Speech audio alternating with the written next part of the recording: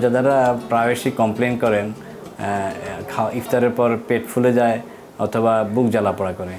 এই ক্ষেত্রে আমার পরামর্শ হচ্ছে এই ধরনের সমস্যাগুলোকে পরিহার করার জন্য, অ্যাভয়েড করার জন্য আমাদেরকে ইফতারে, আমি আগেই বলেছি যে সুষম ইফতার যেটা, সেটা সেইভাবে আমরা ইফতার গ্রহণ করতে হবে। অর্থাৎ ইফতার পরিমিত খেতে হবে। সারাদিন আমরা রোজা রেখে আমরা যদি ইফতারে পরিমাণের অতিরিক্ত খেয়ে ফেলি ইফতার, তাহলে এবং সাথে অনেক বেশি পরিমাণ পানি খাই, তখন আসলে আমাদের পেট ফুলে যাবে। অথবা আমরা যদি দোকানের কেনা খাবার দিয়ে ইফতার করি, অনেক তেল মশলাযুক্ত খাবার খেয়ে আমরা ইফতার করি, তাহলেও আপনার এরকম পেট ফুলে যেতে পারে এবং হচ্ছে যে বুক জ্বালাপোড়া করতে পারে।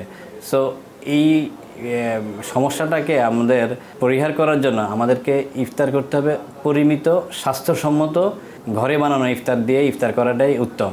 সাথে কিছু ফল থাকতে পারে, কিছু ফলের রস থাকতে পারে, ঘরে বানানো চিয়া, দই, যেটা রোজাদারের জন্য সবসময় যেটা উত্তম, সেই ধরনের খাবার খেলে পেট ফাঁপা এবং বুক জ্বালাপোড়া করার মতো সমস্যাগুলো হবে না। তবে যদি কারো আগে থেকে বুক জ্বালাপোড়ার সমস্যা থাকে, সেই ক্ষেত্রে তাকে বুক জ্বালাপোড়া কমার যে ওষুধ, যেটা আমরা বলি প্রোটন পাম্প ইনহিবিটর অথবা অ্যান্টি আলসারেন্ট, সে ধরনের ওষুধ খেয়ে ইফতারের আগে ওটা খেয়ে নিলে সেই সমস্যা থেকে আমরা মুক্ত থাকতে পারি।